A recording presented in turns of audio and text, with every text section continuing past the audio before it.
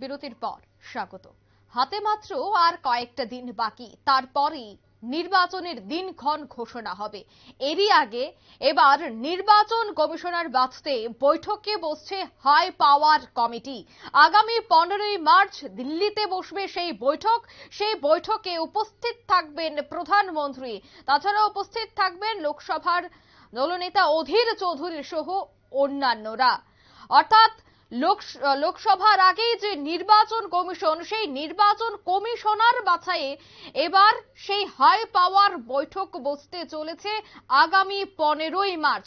সেই বিষয়টা নিয়ে আমি বিস্তারিত জানবো। টেলিফোন লাইনে রয়েছে এক্সিকিউটিভ এডিটর নীল বণিক। নীল, দিল্লিতে সেই হাই পাওয়ার বৈঠক বসতে চলেছে 15ই মার্চ, সেখানে নির্বাচন কমিশনার বাছাই করা হবে, কি জানা যাচ্ছে গোটা বিষয়ে?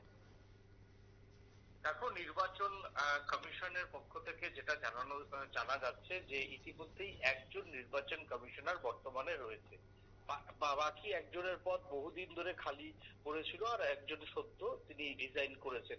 এবং একজন নির্বাচন কমিশনার দিয়ে এত বড় দেশে ভোট পরিচালনা করা সম্ভব কিনা তা নিয়ে কিন্তু দেশের অভ্যন্তরে প্রশ্ন উঠেছে, প্রশ্ন করছে বিরোধী দলগুলিও। এবং ইতিমধ্যেই বিষয়টি নিয়ে কিন্তু সুপ্রিম কোর্টের দ্বারস্থ হতে পারে কংগ্রেস। এবং কেন্দ্রের কাছে যে ক্ষমতা, নির্বাচন কমিশনের নিয়োগ নিয়ে যে কেন্দ্রের ক্ষমতা, সেই ক্ষমতা খর্ব করার জন্য ইতিমধ্যেই জাতীয় কংগ্রেস সুপ্রিম কোর্টে একটি মামলা কিন্তু মামলা করতে পারে। তবে সেই মামলা সুপ্রিম কোর্ট গ্রহণ করবে কিনা সেটা পরের বিষয়, বা এর দ্রুত শুনানি হবে কিনা সেটা পরের বিষয়। তবে কেন্দ্রীয় মন্ত্রিসভা যেহেতু এখনো রয়েছে, এখনো পর্যন্ত ইলেকশন ডিক্লেয়ার হয়নি, তাই একজন ইলেকশন কমিশনারের যে দুটো পদ ফাঁকা রয়েছে, সেই পদে দ্রুত যে ইলেকশন কমিশনার সেটা কিন্তু বসাতে চাইছে প্রধানমন্ত্রী নরেন্দ্র মোদী। এবং তার জন্য আগামী 15ই মার্চ দিল্লিতে একটি বৈঠকে ডাক দিয়েছেন। এই যে ইলেকশন কমিশনের যে হাই পাওয়ার কমিটি, সেই হাই পাওয়ার কমিটি একটা বৈঠক ডাক দিয়েছে। সেই বৈঠকেই ইলেকশন কমিশন সংক্রান্ত সমস্ত বিষয় আলোচনা হবে। এবং দুই ইলেকশন কমিশনের পদ যে ফাঁকা তা নিয়েও কিন্তু ইতিমধ্যেই কিন্তু আলোচনা করা হবে।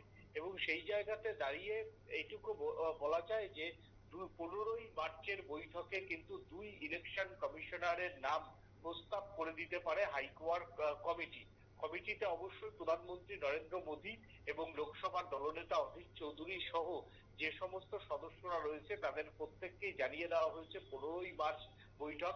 সম্ভবত সেই বৈঠক সাউথ ব্লকে বসবে এবং সাউথ ব্লকে বসার পরই প্রধানমন্ত্রীর পৌরোহিত্যে এই বৈঠক হবে। সেই পৌরোহিত্যে যেহেতু বিজেপি সংখ্যাগরিষ্ঠ এবং সংখ্যাগরিষ্ঠর যে হাই পাওয়ার কমিটি সেটা শাসক দল অনুগত, তাই ইতিমধ্যেই কিন্তু দুজনের নাম কিন্তু ইতিমধ্যেই সিলেক্ট কিন্তু হয়েছে বলে দিল্লি সূত্রের খবর। কিন্তু যেহেতু একটা হাই পাওয়ার কমিটি রয়েছে, সেই হাই পাওয়ার কমিটির যে বৈঠক, সেই বৈঠকে নামটি তুলতে হবে।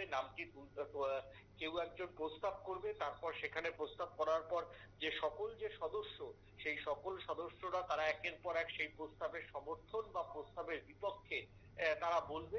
এবার যদি দেখা যায় যে হাই পাওয়ার কমিটির অধিকাংশ সদস্য প্রস্তাবের পক্ষে সায় দিয়েছে, তাহলে কিন্তু দ্রুত ইলেকশন কমিশনার নিয়োগ হয়ে যাবে। হয়তো সেটা 15 তারিখই কেন্দ্রের তরফ থেকে যে প্রস্তাবনার যে চিঠি সেটা রাষ্ট্রপতির কাছে চলে যাবে এবং রাষ্ট্রপতি দুই কমিশনারকে নিয়োগ করবে। তবে নির্বাচন কমিশনারের যে দুটি পদ ফাঁকা রয়েছে, দ্রুত তা পূরণ করতে চায় মোদী সরকার। না হলে এত বড় দেশে নির্বাচন করা অসম্ভব, সেটা খুব ভালো মতোই বুঝতে পারছেন প্রধানমন্ত্রী নরেন্দ্র মোদী। পাশাপাশি নির্বাচন কমিশনের পদে যদি না থাকে আর সামনেও, পাশাপাশি তোমাকে যেটা বলতে পারি যে সামনেই লোকসভা ভোট, সেই লোকসভা ভোট ডিক্লিয়ার হয়ে গেলে কিন্তু এই কমিটি এর কোনো বৈঠক সেইভাবে ডাকতে পারবে না কেন্দ্র। এবং যদি ইলেকশন যদি পিছায় তার দায় নিতে হবে কেন্দ্রকেই। তার জন্যই প্রধানমন্ত্রী নরেন্দ্র মোদী জরুরি ভিত্তিতে 15 তারিখ বৈঠক আহ্বান করেছেন। 16 কি 17 তারিখই হয়তো সমস্ত কিছু ঠিক হয়ে যাবে। কারা ভারতের নয়া ইলেকশন কমিশনারের পদ, যে দুটি পদ ফাঁকা রয়েছে, সেই দুটি পদে কারা কারা বসতে চলেছেন সেটা ঠিক হয়ে যাবে। অঙ্কিতা, একদমই ধন্যবাদ নীল। নির্বাচন কমিশনের বাঁচতে ইতিমধ্যেই বৈঠকে বসছে হাই পাওয়ার কমিটি। 15ই মার্চ হতে যাচ্ছে দিল্লিতে সেই বৈঠক, যেখানে প্রধানমন্ত্রী সহ লোকসভার দলনেতা অধীর চৌধুরী থাকবেন বলে এই মুহূর্তে খবর পাওয়া যাচ্ছে। নিয়ে নিচ্ছে ছোট্ট একটি বিজ্ঞাপন বিরতির সঙ্গে থাকুন।